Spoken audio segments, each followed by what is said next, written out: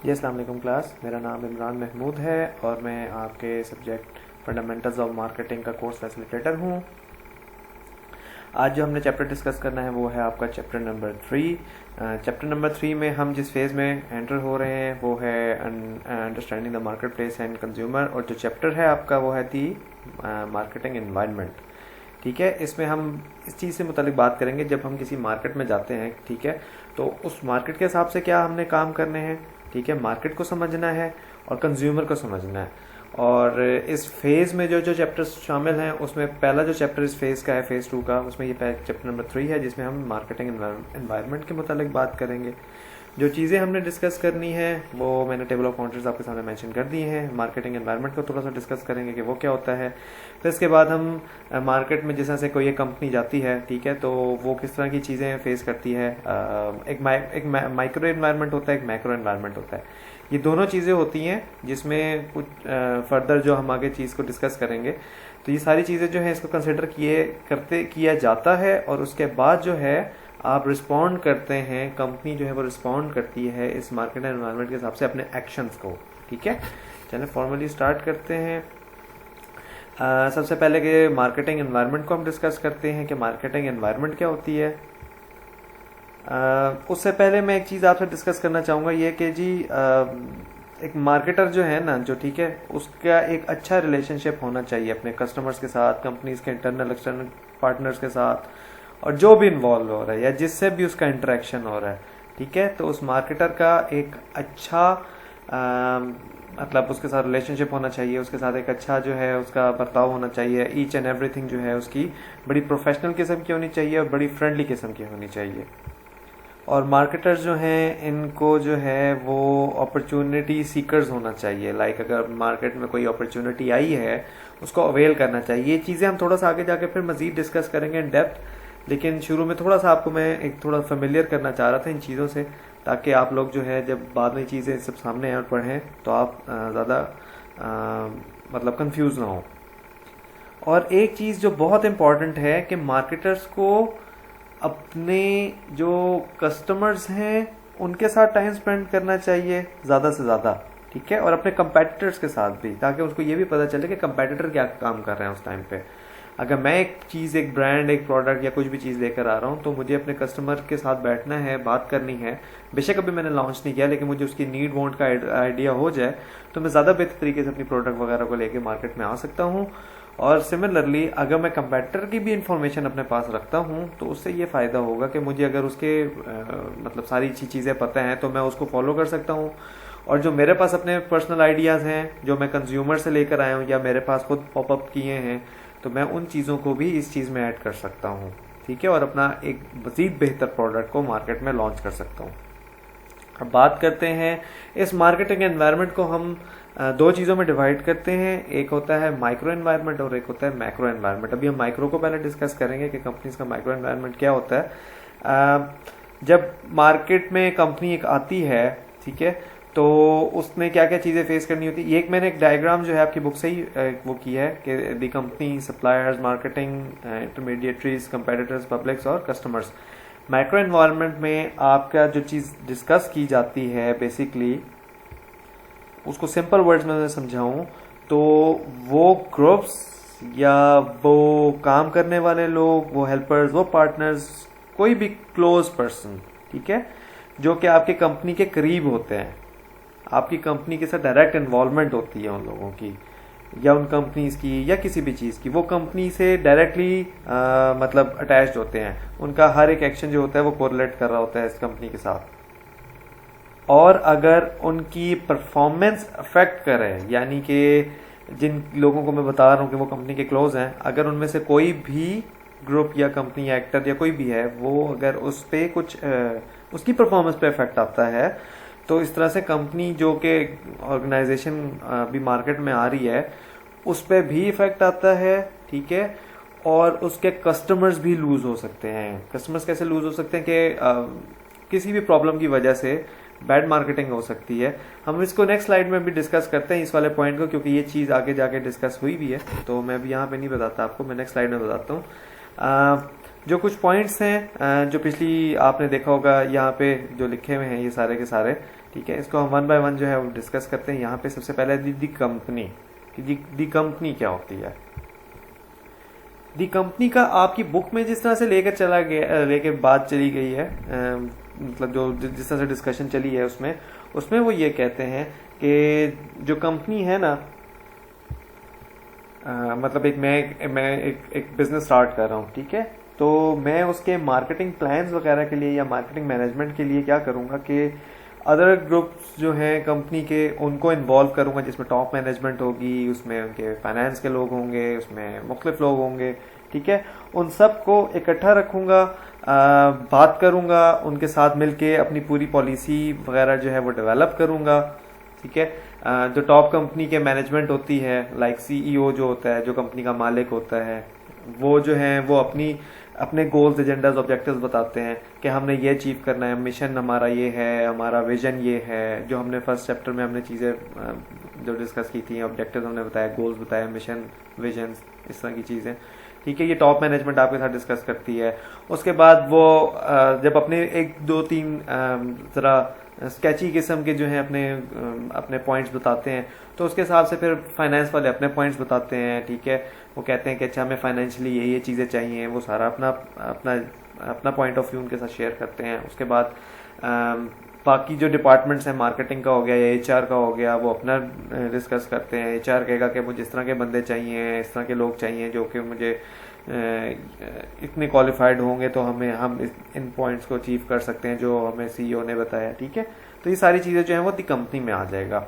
और एक बात ये भी याद रखिएगा कि अगर मैं एक बिजनेस स्टार्ट कर रहा हूँ, तो मैं उस कंपनी में अगर तो मैंने अपने बना लिए हैं, मतलब ये सेटअप डेवलप कर लिए, तो ये इंटरनल यानी कि आपकी कंपनी के ग्रुप्स में से आ जाएगा। बट ये भी हो सकता है आपका कि मैं बाहर के लोगों को भी इस चीज़ में इन्वॉल्व कर सकता हूँ। लाइक अगर मैं आउटसोर्सिंग का आपने कॉन्सेप्ट पढ़ा होगा, लोग ऐसा करते हैं कि बाहर के कुछ लोगों को कुछ अपने टास्क वगैरह के लिए ले आते हैं। एक बहुत सिंपल सा कॉन्सेप्ट देता हूँ, ज़्यादा इसको नहीं मैं कॉम्प्लिकेट करता, कि अगर मेरी एक फर्म है, ठीक है, और मुझे एक वेबसाइट बनवानी है, तो मैं बाहर से एक बंदा ले आऊँगा जो मेरा सिर्फ वेबसाइट बनाएगा, डेवलप करेगा और चला जाएगा, ठीक है। तो इस तरह से आप अपने किसी एक प्रोजेक्ट के लिए, एक काम के लिए जो है वो बाहर से भी बंदा हायर कर सकते हैं। बट दी कंपनी में आपकी बुक में जो बेसिकली जो चीज़ डिस्कस की गई है वो इंटरनली ही डिस्कस की गई है, ठीक है। इसके बाद आ जाते हैं आपकी जी मार्केटिंग इंटरमीडिएटरीज से पहले सप्लायर्स है। सप्लायर्स क्या होते हैं? जो कि आपको रॉ मटेरियल प्रोवाइड कर रहे होते हैं, ठीक है, आपको रिसोर्सेज दे रहे होते हैं कंपनी को, ताकि वो अपनी गुड्स जो हैं वो प्रोड्यूस कर सकें, या सर्विसेज अगर करना चाहते हैं तो सर्विसेज भी इसमें आ जाएंगी, ठीक है। तो वो आपको इस तरह से जो अपनी चीज़ें प्रोवाइड कर रहे होते हैं। सप्लायर्स जो हैं वो जितने अच्छे आप लेकर आएंगे उतनी ही अच्छी आपकी प्रोडक्ट जो है वो मार्केट में आएगी, ठीक है। सप्लाईज जो है अगर आपकी टाइमली नहीं पहुंचेंगी तो आपका जो है वो प्रोडक्ट भी मार्केट में फिर लेट लॉन्च होगा, इससे भी आपका कस्टमर अफेक्ट हो सकता है, आपकी कंपनी की रिप्यूट जो है, इज्जत जो है वो खराब हो सकती है। सप्लाईज की अगर प्राइस ऊपर जाएगी तो डेफिनेटली जो आपका एंड प्रोडक्ट है उसकी भी प्राइस ऊपर जाएगी, तो वो भी आपका अफेक्ट करता है। तो सप्लायर्स जो हैं उनको भी आपके मतलब माइक्रो एनवायरनमेंट में आते हैं कि उनकी कोई प्रॉब्लम हो जाए तो डायरेक्ट इफेक्ट पड़ता है आपकी कंपनी पे, आपके किस कंपनी का जो भी काम है, ठीक है, आपका बिजनेस में जो काम कर रहा है। एग्जाम्पल आपको ये दूंगा कि जो ये पाकिस्तान में भी बड़े बड़े डिपार्टमेंटल स्टोर्स हैं, वो जो कंपनीज हैं, जो मेन प्रोड्यूसर्स हैं, उनके पास डायरेक्टली चला जाते हैं। बाद दफ़ा सप्लायर्स को बीच में से निकाल ही देते हैं कि हम उन मसलों में ही ना पड़े, हम उन लांझों में ही ना पड़े कि हम तंग हों उनसे, ठीक है। तो वो क्या करते हैं कि कंपनी के बाद डायरेक्टली चले जाते हैं कि जी आप हमारे पास जो है ना डायरेक्ट वो भेज दीजिए, बीच के जितने मिडल मैन हैं वो सारे के सारे को जो है वो एलिमिनेट करते हैं। तो उससे फ़ायदा एक तो ये भी हो जाते हैं कि बाद दफ़ा पैसे वगैरह भी बच जाते हैं उसमें, ठीक है। और एक आध सप्लायर आप अपना ही उसमें एंगेज कर लेते होते हैं। बट सप्लायर्स की सिंपल यही डेफिनेशन है कि जो आपको रॉ मटेरियल वगैरह प्रोवाइड कर रहे होते हैं, ठीक। लेज जो है आपको शायद मालूम हो या शायद ना मालूम हो, उनके चिप्स के जो आलू हैं वो अपने खुद वो मतलब प्रोड्यूस कर रहे हैं, ठीक। तो वो बाहर के उन चक्रों में है ही नहीं कि कोई हमें किस क्वालिटी का देगा, उन्होंने अपने एक स्टैंडर्ड्स मतलब बनाए हुए हैं और उसी की बेस पे वो अपना काम करते हैं। इसके बाद आ जाता है मार्केटिंग इंटरमीडिएटरीज। इसमें सबसे पहले आ जाता है आपका पहले मैं आपको इस चीज़ का कॉन्सेप्ट दूं कि ये क्या होते हैं। ये वो लोग होते हैं या वो फर्म्स होती हैं या वो ग्रुप्स होते हैं जो कि आपकी जो चीज़ है, जो भी आप बिजनेस लेकर आए हैं, सर्विसेज है या प्रोडक्ट है, उसको सेल करने में, प्रमोट करने में, डिस्ट्रीब्यूट करने में जो है वो हेल्प करते हैं टुवर्ड्स फाइनल कंज्यूमर। ठीक हो गया। 3 टाइप्स हैं इसमें, एक है रीसेलर्स, एक है फिजिकल डिस्ट्रीब्यूटर्स, एक है फाइनेंशियल इंटरमीडिएटरीज। रीसेलर्स में ये होता है आपका कि जी जैसे मैं सिंपल सा कॉन्सेप्ट में 2 एग्जांपल से आपको मैं समझा देता हूँ। आपके जो करियाने वगैरह जितने भी बैठे हुए हैं, ठीक है, जनरल स्टोर जितने भी हैं आपके आसपास के, ठीक है, वो आपके इसमें आ जाते हैं कि वो आपके मतलब आपको प्रोवाइड कर रहे हैं, या जो आपके होल सेल डीलर्स हैं, यानी कि जो करियाने वाले जिन होल सेल सेलर्स के पास जाके ये चीज़ें अपने पास लेकर आते हैं, तो ये दोनों जो है आपके वो रीसेलर्स में आ जाते हैं। फिजिकल डिस्ट्रीब्यूटर्स में क्या आ जाता है, आपका डिस्ट्रीब्यूशन आपकी हो रही होती है, यानी ट्रांसपोर्टेशन हो रही होती है, आगे पीछे जो चीज़ें आपने फाइनल गुड बना दिया, अब आगे आपने प्रोवाइड करना है इन लोगों को पहुंचाने के लिए, सेल करने के लिए, ठीक है। तो किस तरह से वो किसी तरीके से भी हो सकता है। तो मैं आपको फिजिकल डिस्ट्रीब्यूटर्स का बताया था कि आपका जितनी भी ट्रांसपोर्टेशन है इसमें चीज़ें पहुंचाना, चाहे वो होल सेलर्स के पास हो या रिटेलर्स के पास हो, यानी कि जो आपके करियाने वगैरह हैं जो भी हैं, तो ये सब के सब जो है आपके फिजिकल डिस्ट्रीब्यूटर्स में आ जाते हैं। इसके बाद आ जाता है आपका फाइनेंशियल इंटरमीडिएटरीज। ये आपकी पेमेंट से रिलेटेड जो चीज़ें हैं ना वो इसमें आ जाती हैं, लाइक आपके बैंक्स हो गए या क्रेडिट कंपनीज हो गई, इंश्योरेंस हो गई। तो पैसे की जो लेन देन होती है ना वो आपकी फिर फाइनेंशियल वाले में आ जाती है। इसके बाद हम बात करते हैं जी कस्टमर्स की, कि कस्टमर्स क्या होते हैं। आपकी मार्केटिंग का सब्जेक्ट इस चीज़ में ये कहता है कि कंपनी जो है, यानी कि जो ऑर्गेनाइजेशन है, बिजनेस जो है, उनको अपने 5 तरीके, जो 5 आपके डिफरेंट कस्टमर्स हैं ना, ठीक है, उन सब पे फोकस करना चाहिए, फिर अपनी चीज़ को, अपने कार्ड्स को खेलना चाहिए बिजनेस के टर्म में। सबसे पहले है जी कंज्यूमर मार्केट। कंज्यूमर मार्केट क्या होती है, जहाँ पे आपके जो इंडिविजुअल्स, यानी कि जो आपके पर्सनल यूज़ के लिए जो अपना प्रोडक्ट वगैरह आपका परचेज कर रहे होते हैं। जैसे मैंने अगर फर्स्ट करें कि लेस की मैंने एग्जांपल दी थी कि मैंने लेस मतलब मैंने खाना है, ठीक है, तो मैं मार्केट से जाके लेकर आता हूँ, तो मैं कंज्यूमर मार्केट में से आ जाऊँगा, ठीक है, मैं उन बंदों में से, उन कस्टमर्स में से आ जाऊँगा, क्योंकि मैंने अपने पर्सनल परचेज के लिए किया या मैंने अपने भांजे या भतीजे के लिए यूज़ किया। ठीक हो गया। इसके बाद आ जाती है आपके बिजनेस मार्केट। बिजनेस मार्केट में क्या होती है कि आप जो है वो परचेज करते हैं फर्दर प्रोसेस के लिए। फर्दर प्रोसेस से मुराद ये है कि मैंने फर्ज करें कि कोई चीज़, अगर मेरा भी कोई एक बिजनेस है चिप्स का, ठीक, तो मैं उस चिप्स की कंपनी का नाम रखता हूँ फॉर एग्जांपल पेस, ठीक है, पेस बिस्किट्स, पेस चिप्स, ठीक है। तो मैं अब क्या करूँगा कि आलू कहीं और से परचेज करूँगा। मेरा अपना वो सिस्टम नहीं है जिस तरह से लेस का है। तो मैं अपने लिए वो चीज़ परचेज करूँगा ताकि मैं फर्दर उसको यूज़ कर सकूँ, प्रोसेस कर सकूँ, जो चीज़ मैं बनाना चाह रहा हूँ, लाइक जिस तरह से मैं चिप्स बनाना चाह रहा हूँ। तो मैं ये वाली एग्जांपल जो है आपकी बिजनेस मार्केट्स में आ जाएगी।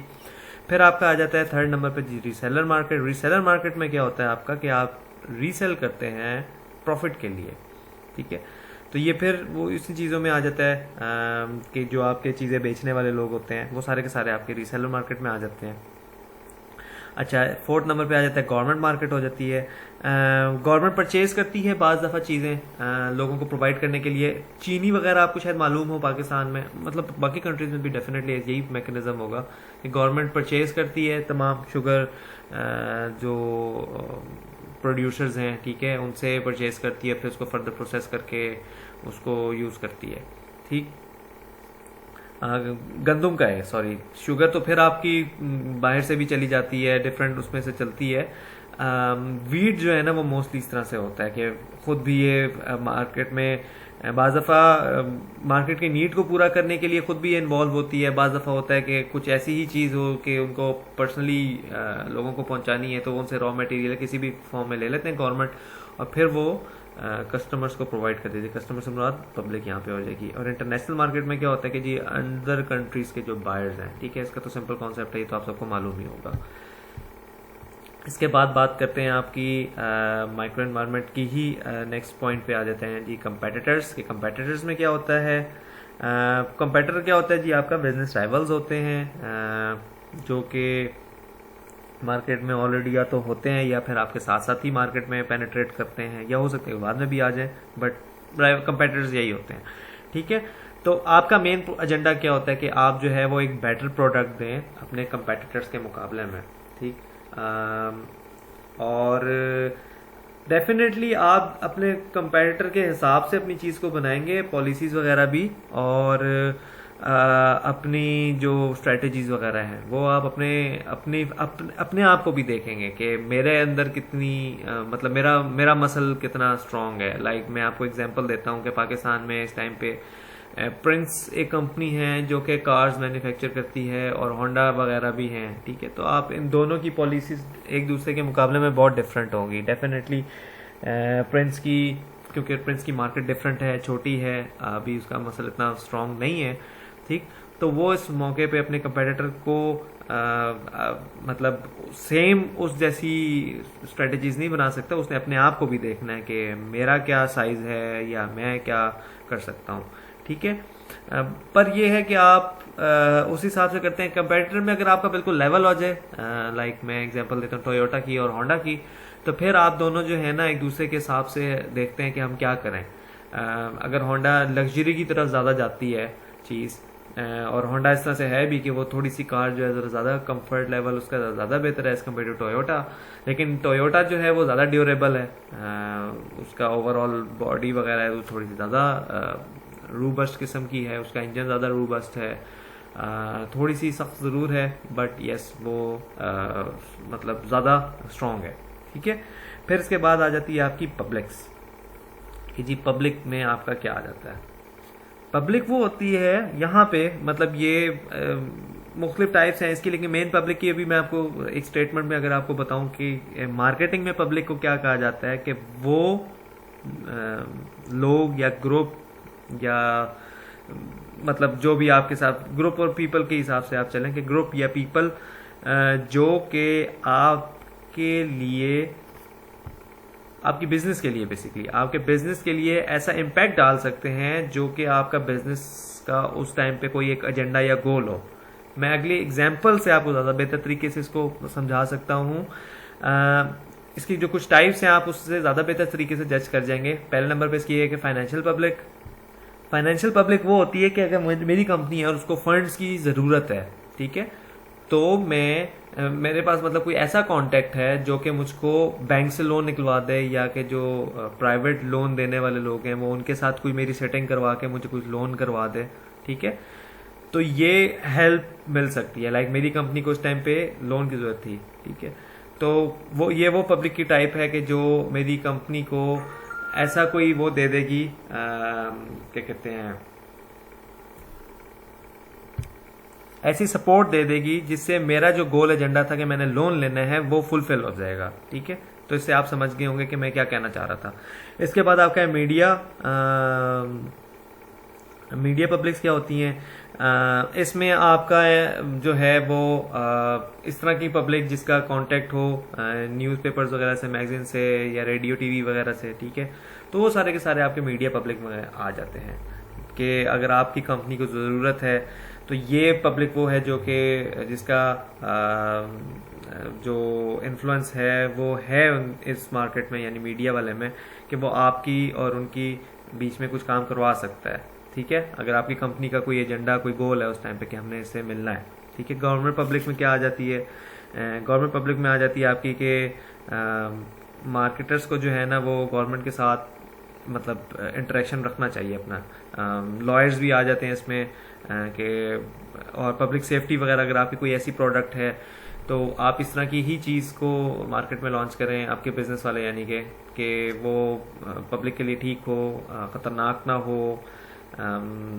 आप अपने जो कंपनीज जो आपकी गवर्नमेंट ने कोई पॉलिसी बनाई हुई है कुछ इस तरह की, तो आप उसी तरह की चीज़ें ही बनाएं, ठीक है, गलत ना जाएं। मतलब मैं आपको एग्जांपल इस तरह से देता हूं कि हमारे यहाँ पे डेफिनेटली जिस तरह से मुस्लिम पोर्क नहीं खाते हैं, तो हम उसका कोई भी मतलब अपनी प्रोडक्ट में कोई वो जिस तरह की चीज़ ना लेकर आएँ कि हम उसमें फंस जाएं बाद में जाके, ठीक। इसके बाद आ जाता है आपका सिटीजन एक्शन पब्लिक में।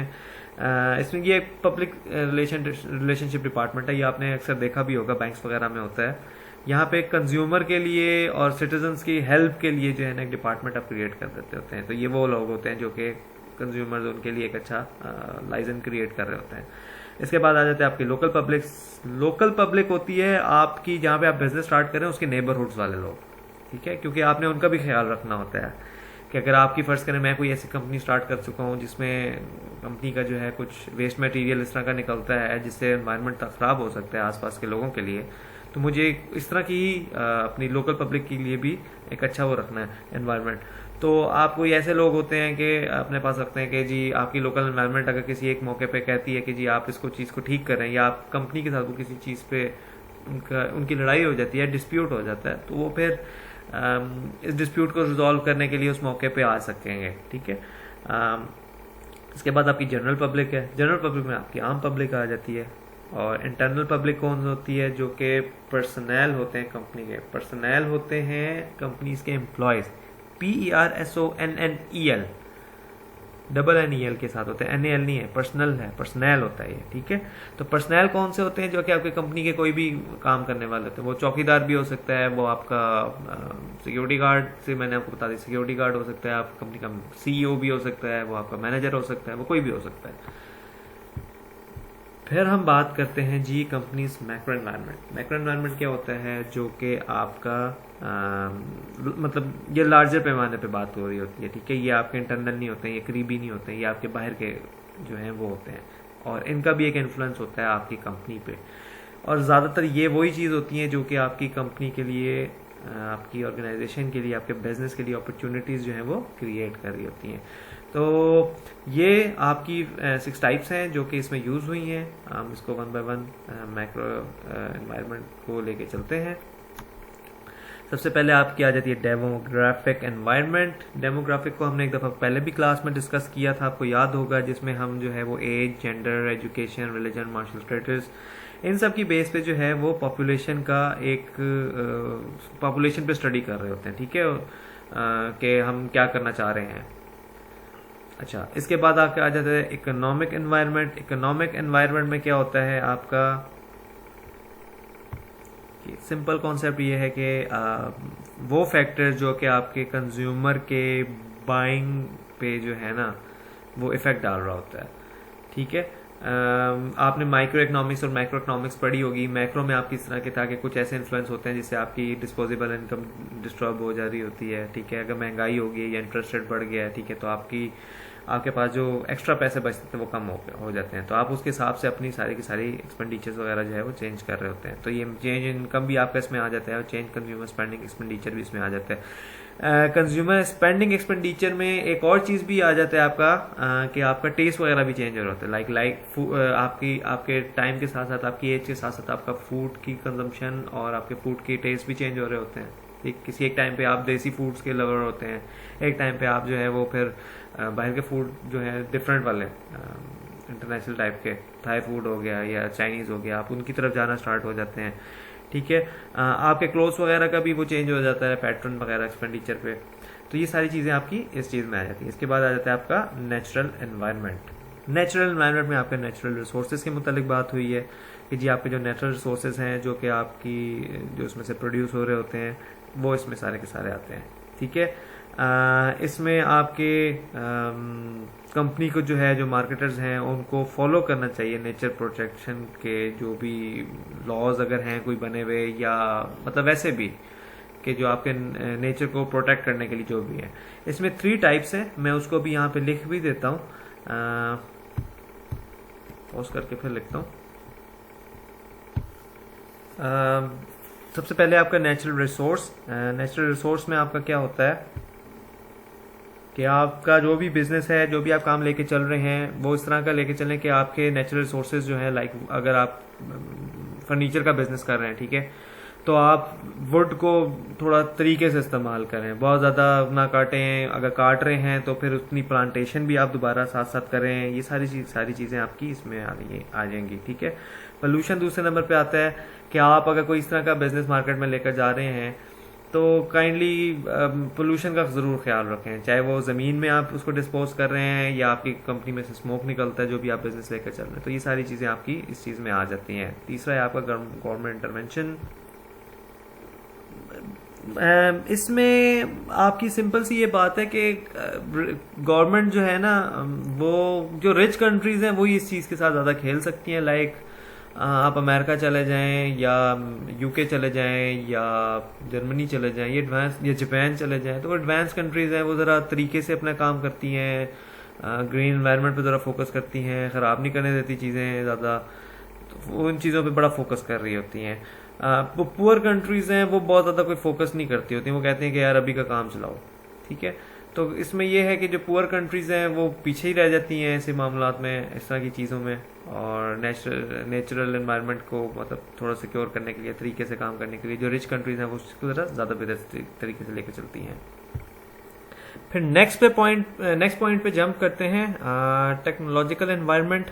टेक्नोलॉजिकल एनवायरनमेंट में क्या है कि देखिए, जिस तरह से आजकल टेक्नोलॉजी का बूम आया हुआ है, ठीक, और अभी से नहीं है, कुछ सालों से है, तो देखें कि कैसे नई नई चीज़ें मार्केट में आ रही हैं। तो जिस तरह से न्यू टेक्नोलॉजी आती है ना, उस तरह से मार्केट में नए प्रोडक्ट्स भी आ रहे होते हैं, मार्केट में अपॉर्चुनिटीज़ भी ज़्यादा क्रिएट हो रही होती हैं। उस तरह से ज़्यादा से ज़्यादा जो है लोग उस तरफ जा रहे होते हैं।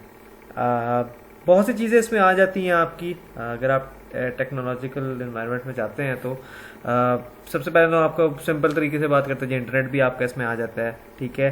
आपके डिफेंस सिस्टम मैकेनिज्म जो है, आपके वेपन्स वगैरह जो हैं वो भी इसमें आ जाते हैं। पुराने वक्तों में किस तरह से जंगें होती थी, लाइक तलवारों से, फिर गन्स पे आ गए, सिंपल वेपन्स से वो, अब देखें तो आप वो किस तरह के मिसाइल्स वगैरह आ गए हैं, तो वो सारी इस चीज़ में आ जाती हैं चीज़ें, ठीक है। हेल्थ में चले जाएं तो मेडिसिन में जिस तरह से आपके पास अब आ रही हैं चीज़ें, पहले लाइफ स्पैन देखें लोगों के कितने कम होते थे, अब देखें तो इस तरह की मेडिसिन आ गई हैं मार्केट में, अवेलेबल हैं, जो कि लाइफ सेविंग ड्रग्स जिनको कहते हैं हम, ठीक है। तो वो बहुत ढेर सारी मार्केट में है, और आपकी रिसर्च एंड डेवलपमेंट में भी बहुत सारा इसका इफेक्ट आया है टेक्नोलॉजी का, इस तरह से लाइक आपकी जो प्रोडक्शन है, ये फील्ड्स वगैरह में आपकी जो भी एग्रीकल्चर से रिलेटेड है, उसमें भी बहुत ज़्यादा टेक्नोलॉजी इन्वॉल्व हो रही है। तो बहुत मतलब ये टेक्नोलॉजिकल एनवायरनमेंट जो है ना, बहुत बहुत बड़ा उसमें आ जाता है। इसमें मतलब बहुत ढेर सारी चीज़ें आ सकती हैं। तो मैंने आपको थोड़ा सा पॉइंट ऑफ व्यू दे दिया है, तो आप इसको खुद समझ चुके होंगे कि टेक्नोलॉजी में और क्या क्या चीज़ें आ सकती हैं। एक बात ये भी याद रखिएगा कि अगर एक कंपनी एक पॉइंट पे आती है और उस पर रिसर्च करती है, तो उसको देखा देखी और भी कंपनीज आ जाती है। तो ये इस तरह से भी मार्केट में जो है मतलब न्यू अपॉर्चुनिटीज इस तरह से भी क्रिएट होती हैं कि अगर मुझे देख के आपने अपना बिजनेस स्टार्ट किया टेक्नोलॉजी का, और हो सकता है आप मुझसे अच्छा परफॉर्म कर जाएं, तो ये भी इसमें होता है कि टेक्नोलॉजी में इसमें आ जाता है। फिर आपकी कंप्यूटर साइंस वगैरह की फील्ड्स भी इसमें आ जाती हैं सारी की सारी। चलिए फिर पॉलिटिकल एनवायरनमेंट पे जंप करते हैं, लेजिस्लेशंस वगैरह पे चले जाते हैं। इस पे पॉलिटिकल एनवायरनमेंट में सबसे पहले एक बात क्या होती है कि जी आपकी लॉज, पॉलिसीज, ये सारी चीज़ें जो है ना इसमें आ जाती हैं। आपके प्रेशर ग्रुप्स भी इसमें आ जाते हैं। प्रेशर ग्रुप्स जो होते हैं वो होती हैं कि अगर आपकी कंपनी का कोई एक प्रोडक्ट लॉन्च हुआ है ना, तो कुछ कंपनीज जो है ना वो उसके अगेंस्ट होती हैं, उस प्रोडक्ट के, कोई भी रीज़न हो सकती है। बाज़ दफ़ा किसी एक टाइम पे पाकिस्तान में भी टेक्नोलॉजी से रिलेटेड कोई नई चीज़ आने की कोशिश की जा रही होती थी कि हम बहुत अच्छा कोई ऐसा इंजन निकालें जो कि पानी से चलता हो या कोई इस तरह की चीज़ हो। तो बहुत सी इस तरह के ग्रुप्स थे जो कि उसको रोकने की कोशिश करते हैं। बाज़ दफ़ा आपके इंटरनल ही होते हैं, लाइक डोमेस्टिक ही होते हैं, बाज़ दफ़ा होते हैं इंटरनेशनल होते हैं, जो कि आपके यहाँ पे डोमेस्टिक लोगों को कह कू के उसको जो है ना ख़त्म कराने की कोशिश कर रहे होते हैं, ठीक। तो ये भी इसमें आपकी चीज़ आ जाती है, प्रेशर ग्रुप्स में आ जाते हैं। बाकी लेजिस्लेशंस वगैरह की मैं बात कर रहा हूँ, यानी लेजिस्लेशन क्या होती है, कानून साजी वगैरह जो होती है आपकी, वो इसमें आ जाते हैं। आपके एथिक्स आ जाते हैं, आपकी सोशल रिस्पॉन्सिबिलिटीज़ आ जाती हैं इसमें, ठीक है। तो ये सारी जो है वो इस चीज़ में आपकी पॉलिटिकल एनवायरनमेंट में आ जाती हैं। इसके बाद आपका जो है वो कल्चरल आ जाता है, लास्ट में आ जाता है आपका कल्चरल, ठीक है। कल्चरल एनवायरनमेंट भी यहाँ पे वर्ड आएगा, कल्चरल एनवायरनमेंट आ जाएगा, मैंने इस पे लिख भी दिए कल्चरल एनवायरनमेंट। कल्चरल एनवायरनमेंट में क्या आ जाता है आपका जी, सोसाइटी जो है ना आपकी वो आ जाती है। सबसे पहले तो कल्चर को बताते हैं ना कि कल्चर क्या होता है। Set of norms, values culture में आ जाते हैं आपके, ठीक है। आपके इसमें जो चीज़ डिस्कस हुई है कि जी सोसाइटी में क्या चीज़ चल रही है, आपके basic values, behaviours, preferences, perceptions, ये सारी चीज़ें कल्चर में आ जाती हैं। जैसे हमारे कल्चर का हिस्सा है कि 14 अगस्त जो है वो सेलिब्रेट करते हैं, ठीक है, ये हमारा कल्चर में आता है। हमारा कल्चर है कि हम शलवार कमीज़ वगैरह पहनते हैं, तो ये सारा कल्चर में आ जाता है। तो कल्चरल एनवायरनमेंट में यह आता है आपकी बात कि आपका हमारे यहाँ पे कल्चर नहीं है कि हमारे यहाँ पे जो लेडीज़ हैं वो ऐसे स्कर्ट्स वगैरह नहीं पहनती हैं, ठीक है। तो मार्केट प्लेस और कंज्यूमर के हिसाब से और मार्केट एनवायरनमेंट के हिसाब से अगर आप देखें तो डेफिनेटली आप ऐसा कोई बिजनेस वगैरह जो है वो लॉन्च नहीं कर सकते हैं यहाँ पे, क्योंकि वो जो है मतलब यहाँ पे ये चीज़ नहीं चल सकती, ठीक है। तो कल्चर एनवायरनमेंट में आपका ये आ जाता है कि आपने कल्चर के हिसाब से भी चीज़ें देखनी होती हैं, ठीक है, कि हमारे यहाँ पे वो चल सकता है कि नहीं चल सकता। पॉलिटिकल में और कल्चरल के मिक्स में अगर थोड़ी सी एग्जांपल आ जाती है कि लॉज जो हैं वो तो पॉलिटिकल में आ जाते हैं ना, ठीक है, लेकिन एज पर लॉ पाकिस्तान में आप जो है वो लीकर बिजनेस जो है वो इतनी आसानी से स्टार्ट नहीं कर सकते। उस पर आपको जो है वो बड़े लाइसेंस वगैरह लेने पड़ते हैं, वो सारी लॉज हैं उसके। तो उसमें कल्चर भी डिपेंड करता है कि मैं अगर मतलब कोई पर्सन लिक्वर का बिजनेस स्टार्ट करता है जिसमें वो बियर और वो इस तरह के ड्रिंक्स जो है वो लेकर आता है मार्केट में, तो वो ऐसी जगह पे नहीं स्टार्ट कर सकता जहाँ पे बहुत ज़्यादा मज़हब से करीब लोग रहने वाले हैं या मस्जिद बहुत ही कोई करीब है उसके, ठीक है। तो वो वहाँ पे वो ऐसा इस तरह का बिजनेस स्टार्ट करते हुए मतलब कल्चरली ठीक नहीं है, ठीक। तो ये सारी चीज़ें जो हैं आपके इस चीज़ में आ जाती हैं। फिर अगली स्लाइड पे आते हैं हम। अभी तक तो हमने ये जो पढ़ा था कि जी माइक्रो लेवल पे और मैक्रो लेवल पे क्या हो रहा था, यानी कि माइक्रो लेवल पे कि जी जो आपके डायरेक्टली कंपनी को अफेक्ट कर सकते हैं वो लोग आते थे या वो ग्रुप्स आ जाते थे। मैक्रो में ये था कि जो आउटसाइड होते थे आपने उनके हिसाब से अपना एनवायरनमेंट जो है वो देखना होता था। अब आपने माइक्रो और मैक्रो दोनों पढ़ लिए हैं, अब इन दोनों को सामने रखते हुए आपने रिस्पॉन्ड करना है, ठीक है। आपने अपनी जो भी प्लानिंग है या स्ट्रेटजी है, जो कुछ भी है, वो सारा आपने इस एनवायरनमेंट के हिसाब से, जो मार्केटिंग एनवायरनमेंट है आपने देखा पहली वाले में जिसमें से सप्लायर्स और कस्टमर्स और इस तरह की चीज़ों को हमने डिस्कस किया, और सेकंड में हमने जो है वो डेमोग्राफिक्स और कल्चर पॉलिटिकल इन सब चीज़ों को देख के जो है अपना किया। तो अब हमने उनको कंसिडर किया और अब हम अपना प्लान बना रहे हैं कि हमने क्या करना है, किस तरह से करना है। आप देखें कंपनी जो है 3 तरह की होती हैं। एक कंपनी वो होती है जो कि काम करती है, एक कंपनी होती है जो कि देखती है कि क्या हो रहा है, और तीसरी कंपनी होती है जो कि मतलब वो कहती है कि ये क्या हो गया, ठीक है। तो इस तरह की होती हैं ये 3 कंपनीज। तो आपको जो है ना उसमें से होना चाहिए जो कि फर्स्ट वाले हैं, यानी कि जो काम करने वाले हैं, जो एक्शंस करने वाले हैं, ठीक है। मार्केट में अगर एनवायरनमेंट चेंज हो रहा है तो आप अपने आप को अडेप्ट करें, अडेप्ट योरसेल्फ। अडेप्ट का मतलब होता है चेंज करना, ठीक है। अडॉप्ट तो होता है ना कि आप उसको अडॉप्ट कर रहे होते हैं, अडेप्ट नहीं होता है आप अपने आप को चेंज कर रहे होते हैं, ट्रांसफॉर्म कर रहे होते हैं, ठीक है। अब अडेप्ट की एग्जांपल मैं आपको इस तरह से देता हूं कि नोकिया जिस तरह से थी, मार्केट में देखा उसने कि एनवायरनमेंट चेंज हो रहा है, लोग टच फोन्स पे आ रहे हैं, स्मार्टफोन्स पे आ रहे हैं और बड़ी अच्छी किस्म के फोन हैं, वो बटन्स पे ही ज़्यादा फोकस करते रहे। उन्होंने ऑल तो कुछ अपने मोबाइल्स निकाले थे जो कि मतलब टच फोन्स थे वो, बट वो उन्होंने उतना ज़्यादा फोर्स नहीं किया, रिसर्च एंड डेवलपमेंट उतना ज़्यादा नहीं की। तो वो R&D वगैरह शायद कर लेते या टाइमली डिसीजन ले लेते या टाइमली अपने आप को अडेप्ट कर लेते, तो वो मार्केट में बहुत अच्छा परफॉर्म कर सकते थे। क्योंकि एक टाइम पे मार्केट शेयर, जो कि हमने पिछले चैप्टर में पढ़ा है कि मार्केट शेयर क्या होता है, मोबाइल्स की एग्जांपल भी मैंने उसमें दी थी। तो एक टाइम पे मार्केट शेयर जितना नोकिया का था उतना मेरे ख्याल में शायद किसी का भी नहीं था, ठीक है। यानी कि रेस्ट ऑफ द वर्ल्ड का सारे मोबाइल फोन निकाल लें तो मेरे ख्याल में शायद उनका कलेक्टिवली भी नोकिया से कम ही होगा, ठीक। तो नोकिया एक टाइम पे इतनी ज़्यादा होती, तो उन्होंने अडेप्ट नहीं किया तो फिर मार्केट से बाहर हो गए, ठीक है।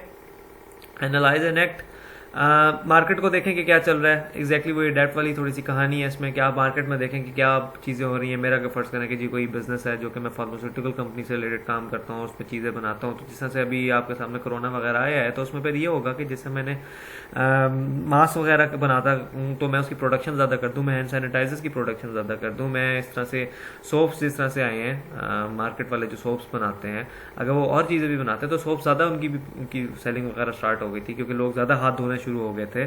ठीक है, तो ये सारी चीज़ें आपकी इसमें आ जाती हैं। प्रोएक्टिव होता है कि आप जो है वो सिचुएशन के हिसाब से पहले ही एक्शन करना स्टार्ट करते हैं। ठीक है, प्रोएक्टिव अप्रोच यही होती है कि आप जो है ना अपने आप को पहले से ही रेडी रखते हैं कि यार मुझे ये काम जो है ना वो पहले ही करना है। ठीक है, आप पहले ही उन कामों पे मतलब फोकस करना शुरू कर देते हैं और बाद दफ़ा इम्प्लीमेंट करना शुरू कर देते हैं इससे पहले कि एक्शन हो जाए।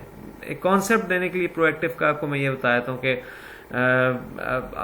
आपकी यूनिवर्सिटीज़ में वगैरह में भी जो है वो फायर एक्सटिंग्विशर्स वगैरह पड़े हुए हैं, तो वो प्रोएक्टिव अप्रोच है कि अगर खुदा ना खासा कोई ऐसी सिचुएशन हो जाती है तो लोग उसको यूज़ कर लें। कहीं ये ना हो कि हम ऐसे सिचुएशन में खुदा ना खासा बाहर जाएं और फिर ले गए हैं। ठीक है, तो वो ऑलरेडी अंदर रखी हुई। तो ये प्रोएक्टिव अप्रोच ये होती है कि आप एडवांस में अपने एक्शंस इम्प्लीमेंट करना स्टार्ट कर चुके होते हैं। ठीक है, तो अभी तक के लिए इतना ही है। ये चैप्टर जो है डिफ़िकल्टी लेवल अगर इसके देखा जाए तो थोड़ा सा इजी है। होपफुली आपको समझ आ गया होगा। अगर स्टिल आपका कोई क्वेश्चन है, कोई क्यूरी है तो आप मुझसे ज़रूर पूछें। इंशाल्लाह नेक्स्ट चैप्टर में, नेक्स्ट वीडियो में फिर आपके पास आऊँगा। Thank you so much. अल्लाह हाफिज़।